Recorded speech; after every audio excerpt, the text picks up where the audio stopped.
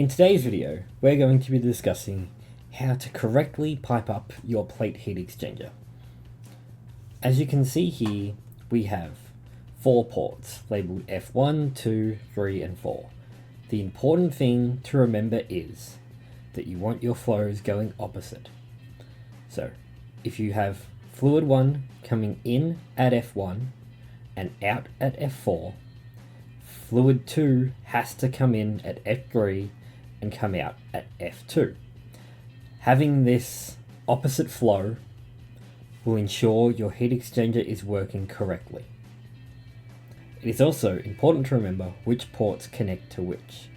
Your in-core plate heat exchanger is a parallel flow unit, meaning the ports that are parallel to each other are connected.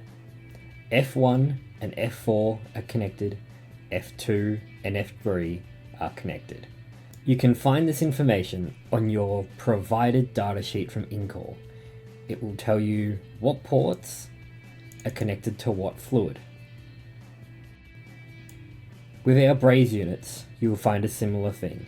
We tend to put an in-out sticker, which are color-coded on the brazed units. This is to eliminate confusion and make it as easy as possible for you to connect your unit. But remember, if you have any questions, please contact in-core and we will be able to assist you from there.